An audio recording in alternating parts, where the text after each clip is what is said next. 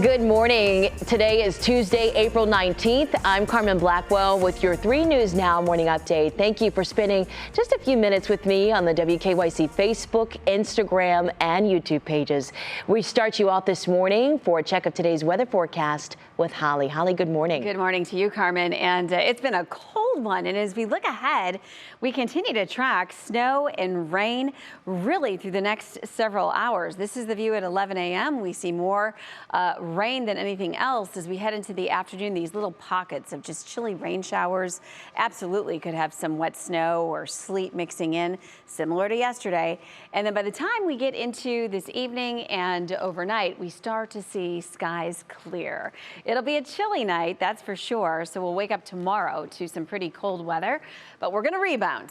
And boy, do we deserve that rebound. I'm just going to say that as we're talking highs tomorrow in the 50s, which, believe me, will feel like we should be beach bound compared to the past couple of days now. And as we continue on, we'll be in the 60s for the end of the week. Thursday, some scattered showers. Friday looks dry, just stray shower and storm chances heading into your weekend. But how about those numbers? Believe me, there'll be plenty of time to get outside. Mid to upper 70s to near 80 degrees, close to 70 on Monday. Carmen, back to you. Holly, thank you. You'll for sure get your sunshine fix this weekend. Well, some developing news out of Cleveland. A firefighter just 16 months out of the academy is now being charged with voluntary manslaughter. Now, this all happened at Willow Grove Apartments in Willoughby, Ohio last Thursday. The shooter, 25-year-old Kevin McCarthy, called police after accidentally discharging a firearm and accidentally shooting his roommate. Listen to this 911 call. 911, where's your emergency?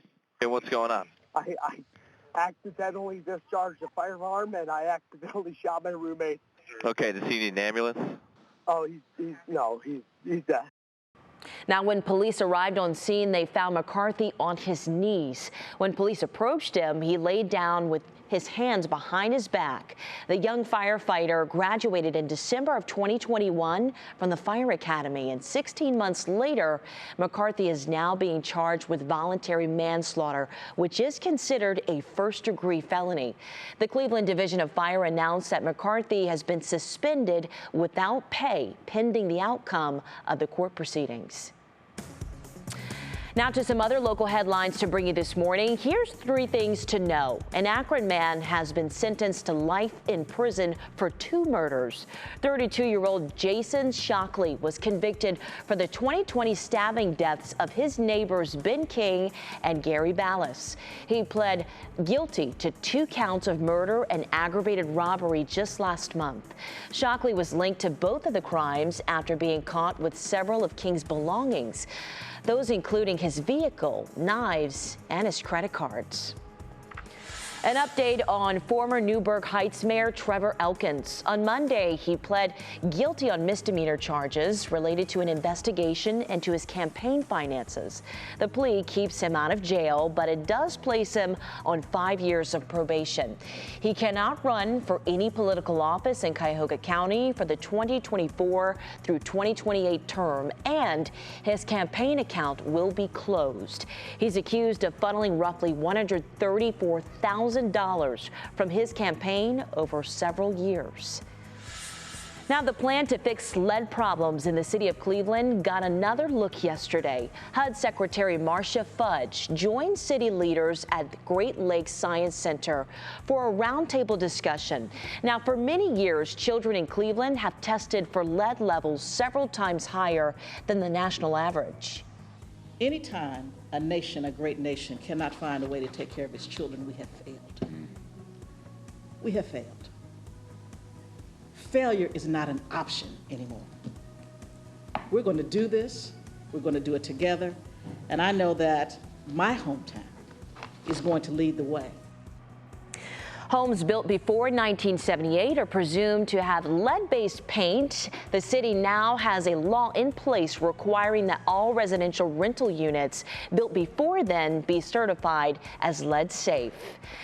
Now we have some developing news on the Cleveland Browns. We now know that the NFL is investigating the team on allegations of tanking, charges made by former head coach Hugh Jackson. Now in February, Jackson indicated that the team paid him bonuses, incentivizing him to lose and that he was set up to fail. Jackson later softened those claims, and if you remember, the Browns went 1-15 back in 2016 and then 0-16 in 2017. Now, former Securities and Exchange Commission Chair Mary Jo White is leading the NFL investigation. Now, the Browns released a statement saying it has worked with the league, adding, "We welcomed an investigation and we are confident the results will show, as we've previously stated, that these allegations are categorically false." And it's a big payday for Browns favorite Denzel Ward. He's agreed to a 5-year contract extension worth $100.5 million. That makes him the highest paid cornerback in NFL history. Ward, who is entering his 5th year in the league, was selected 4th overall in 2018 NFL draft, and he's now set to earn a yearly average of $20.1 million over the lifetime of that extension. Now, Ward took to social media in the meantime to celebrate this new contract, and he tweeted, quote, "Loss of words, I'm blessed," adding that he's thankful to the organization and he believes that he is the homegrown kid and he's really grateful. Well, thank you for taking time to join me for this 3 News Now morning update. Our digital team will continue to bring you the stories making headlines around Northeast Ohio and the world. But you make sure that you continue to check out our social media pages and WKYC.com throughout your day. I'm Carmen Blackwell, and I'll see you right here tomorrow morning on Go starting at 4:30. Have a great day.